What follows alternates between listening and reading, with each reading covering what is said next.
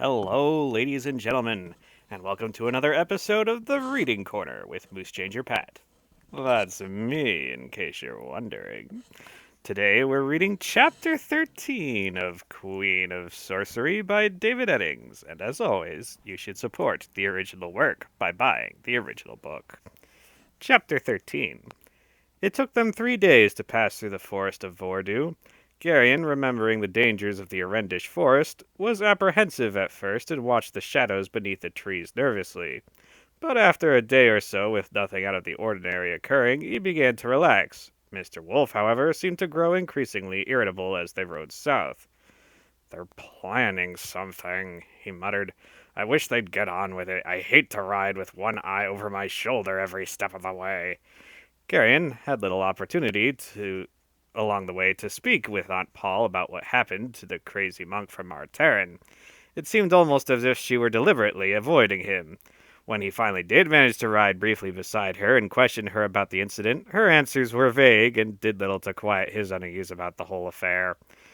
It was the middle of the morning on the third day when they emerged from the trees and rode out into the open farmland. Unlike the Erendish plain, where vast tracts of land seemed to lie fallow, the ground here was extensively cultivated, and low stone walls surrounded each field. Although it was still far from being warm, the sun was very bright, and the well-turned earth in the fields seemed rich and black as it lay waiting for sowing. The highway was broad and straight, and they encountered frequent travelers along the way. Greetings between the party and these travelers were restrained but polite, and Garion began to feel sorry, more at ease. This country appeared to be much too civilized for the kind of dangers that they encountered in Erendia.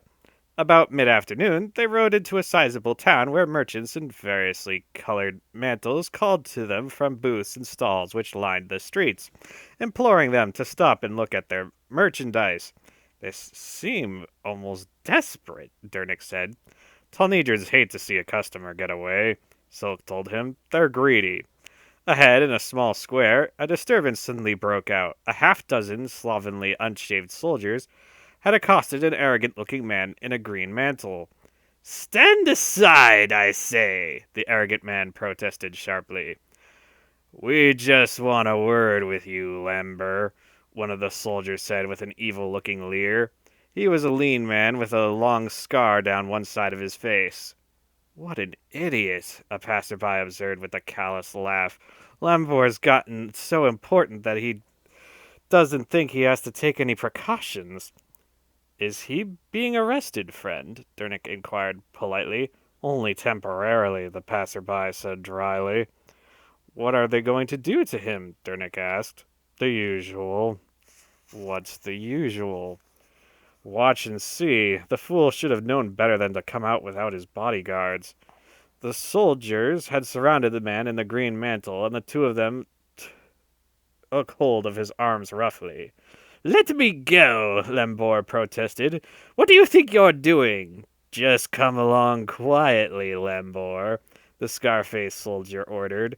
"It'll be a lot easier that way." They began pulling him toward a narrow alleyway. "Help!" Lembor shouted, desperately trying to struggle. One of the soldiers smashed the captive in the mouth with his fist, and then pulled him into the alley. There was a single short scream and the sounds of a brief scuffle. There were other sounds as well, a few grunts and grating sound of steel on bone, then a long sighing moan. A wide rivulet of bright blood trickled out of the mouth of the alley and ran into the gutter. A minute or so later, the soldiers came back into the square, grinning and wiping their swords. "We've got to do something," Garion said, sick with outrage and horror. "No," Silk said bluntly. "What we have to do is mind our own business. We're not here to get involved in local politics." "Politics?" Garion objected. "That was deliberate murder. Shouldn't we at least see if he's still alive?" "Not too likely," Barrack said. "6 men with swords can usually do a pretty thorough job." A dozen other soldiers, as shabby-looking as the first group, ran into the square with drawn swords. "Too late, Rabbis," The scar-faced soldier laughed harshly to the leader of the newcomers. Lembor doesn't need you anymore. He just came down with a bad case of dead. It looks like you're out of work. The one called Rabbis stopped, his expression dark. Then a look of brutal cutting spread across his face. Maybe you're right, Kragar. His voice was also harsh. But then again, we might also be able to create a few vacancies in Elgin's garrison. I'm sure he'd be happy to hire good replacements. He began to move forward again, his short sword swinging in low, dangerous arc.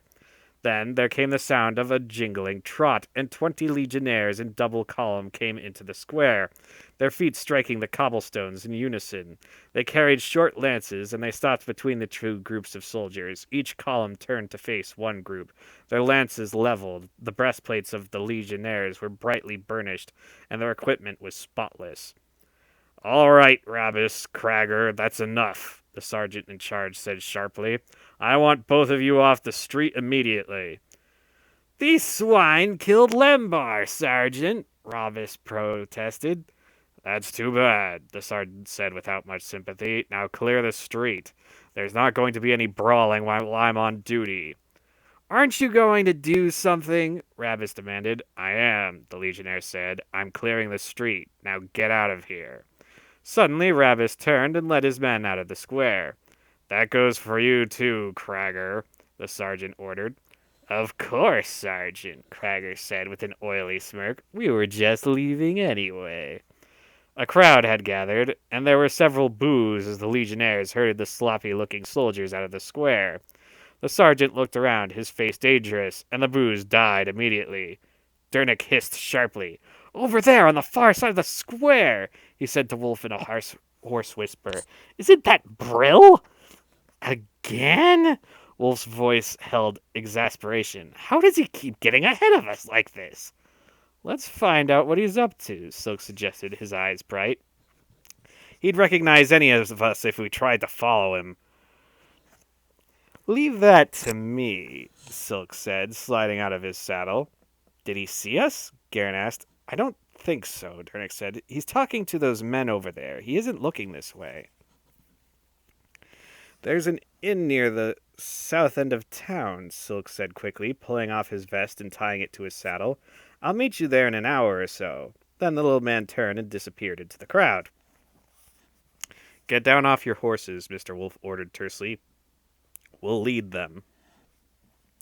They all dismounted and led their mounts slowly around the edge of the square, staying close to the buildings and keeping the animals between them and Brill as much as possible. Garen glanced once up the narrow alleyway where Krager and his men had dragged the protesting Lembar. He shuddered and looked away quickly. A green-mantled heap lay in a grimy corner, and there was blood splashed thickly on the walls and the filthy cobblestones in the alley. After they had moved out of the square, they found the entire town seething with excitement, in some cases consternation. Lembor, you say? An ashen-faced merchant in a blue mantle exclaimed to another shaken man. Impossible! My brother just talked to a man who was there, the second merchant said. 40 of Elgin's soldiers attacked him in the street and cut him down right in front of the crowd. What's going to happen to us? The first man asked in a shaking voice. I don't know about you, but I'm going to hide.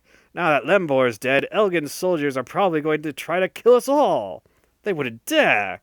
Who's going to stop them? I'm going home. Why did we listen to Lembor? The first merchant wailed. We could have stayed out of the whole business. It's too late now, the second man said. I'm going to go home and bar my doors. He turned and scurried away. The first man stared after him, and then he too turned and fled. They play for keeps, don't they? Beric observed. Why do the Legionnaires allow it? Mandaralin asked. The Legions stay neutral in these affairs, Wolf said. It's part of their oath. The inn, to which Silk had directed them, was a neat square building surrounded by a low wall. They tied their horses in the courtyard and went inside. We might as well eat, Father, Aunt Paul said, seating herself at a table of well-scrubbed oak in the sunny common room. Wolf looked toward the door which led into the tap room. I know, she said, but I think we should eat first. Wolf sighed. All right, Paul. The serving man brought them a platter of smoking cutlets and heavy slabs of brown bread soaked in butter. Garion's stomach was still a bit shaky after what he had witnessed in the square, but the smell of the cutlets soon overcame that. They had nearly finished eating when a shabby looking little man in a linen shirt, leather apron, and a ragged hat came in and plunked himself unceremoniously at the end of their table. His face looked vaguely familiar somehow. Wine! He bawled at the serving man. And food! He squinted around in the golden light streaming through the yellow glass windows of the common room. There are other tables, friend, Mandaralin said coldly. I like this one, the stranger said. He peered at each of them in turn, and then he suddenly laughed. Garion stared in amazement as the man's face relaxed, the muscles seeming to shift under his skin back into their normal positions. It was Silk. How did you do that? Beric asked, startled. Silk grinned at him and then reached up to massage his cheeks with his fingertips. Concentration, Beric. Concentration and lots of practice. It makes my jaws ache a bit, though. Useful skill, I'd imagine, under the right circumstances, Heder said blandly. Particularly for a spy, Beric said. Silk bowed mockingly. Where did you get the clothes? Durnick asked. Stole them, Silk shrugged, peeling off the apron. What's Brill doing here? Wolf asked. Stirring up trouble, the same as always, Silk replied. He's telling people that a Murgo named Asherak is offering a reward for any information about us. He describes you quite well, old friend. Not very flatteringly, but quite well. I expect we'll have to deal with this Asherak before long, Aunt Paul said. He's beginning to irritate me. There's another thing, Silk started on. One of the cutlets. Brill's telling everyone that Garion is Asherak's son, that we've stolen him, and that Asherak's offering a huge reward for his return. Garion? Aunt Paul asked sharply. Silk nodded. The kind of money he's talking about is bound to make everyone in Tall Nidra keep his eyes open. He reached for a piece of bread. Garion felt a sharp pang of anxiety. Why me? He asked. It would delay us, Wolf said. Asherak, whoever he is, knows that Pulgera would stop to look for you. So would the rest of us, most likely. That would give Zadar time to get away. Just who is Asherak? Heder asked, his eyes narrowing. A Grolem, I expect, Wolf said. His operations are a little too widespread for him to be an ordinary Murgo. How can one tell the difference? Durnick asked. You can't, Wolf answered. They look very much the same. They're two separate tribes, but they're much more closely related to each other than they are to other Angaraks. Anyone can tell the difference between a Nadrak and a Thull, or a Thull and a Malorian, but Murgos and Grolems are so much alike that you can't tell them apart. I've never had any problem, Aunt Paul said. Their minds are quite different. That'll make it easier, Beric commented dryly. We'll just chop over the head of the next Murgo we meet, and you can point out the differences to us. You've been spending too much time with Silk lately, Aunt Paul said acidly. You're starting to talk like him. Beric looked over at Silk and winked. Let's finish up here and see if we can't get out of town quietly, Wolf said. Is there a back alley out of this place? He asked Silk. Naturally, Silk said, still eating.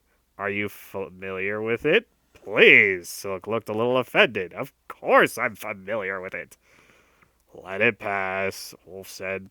The alleyway Silk led them through was quite narrow, deserted, and smelled quite bad.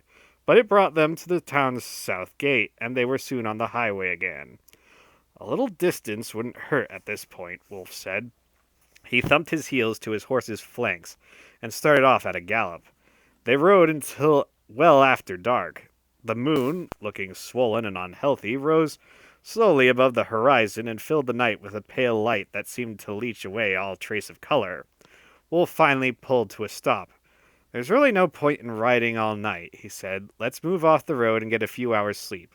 We'll start out again early. I'd like to stay ahead of Brill this time if we can. Over there, Turnix suggested, pointing at a small copse of trees looming black in the moonlight not far from the road. It will do, Wolf decided. I don't think we'll need a fire. They led the horses in among the trees and pulled their blankets out of the packs. The moonlight filtered in among the trees and dappled the leaf strewn ground. Garion found a fairly level place with his feet rolled up in his blankets. After squirming around a bit, he fell asleep. He awoke suddenly, his eyes dazzled by the light of a half-dozen torches. A heavy foot was pushing down on his chest, and the point of a sword was set firmly, uncomfortably against his throat. "Nobody move!" a harsh voice ordered. "We'll kill anyone who moves!" Garion stiffened in panic, and the sword point at his throat dug in sharply. He rolled his head from side to side and saw that all his friends were being held down in the same way he was. Dernick, who had been standing guard, was held by two rough-looking soldiers, and a piece of rag was stuffed in his mouth. "What does this mean?" Silk demanded of the soldiers. "You'll find out," the one in charge rasped. "Get their weapons." As he gestured, Garion saw that a finger was missing from his right hand. "There was a mistake," Silk said.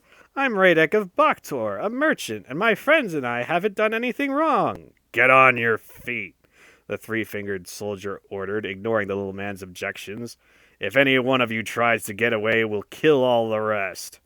Silk rose and crammed on his cap. "You're going to regret this, Captain," he said. "I've got powerful friends here in Talnidra." The soldier shrugged. "That doesn't mean anything to me," he said. "I take my orders from Count Dravor. He told me to bring you in." "All right," Silk said. "Let's go see this Count Dravor, then. We'll get this cleared up now, and there's no need for waving your swords around. We'll come along quietly. None of us is going to do anything to get you excited." The three-fingered soldier's face darkened in the torchlight. "I don't like your tone, merchant." "You're not being paid to like my tone, friend," Silk said. "You're being paid to escort us to Count Dravor. Now suppose we get moving. The quicker we get there, the quicker I can give him a full report about your behavior." "Get their horses," the soldier growled. Garion edged over to Aunt Paul. "Can't you do anything?" he asked her quietly. "No talking!" The soldier who had captured him barked. Garion stood helplessly, staring at the sword leveled at his chest.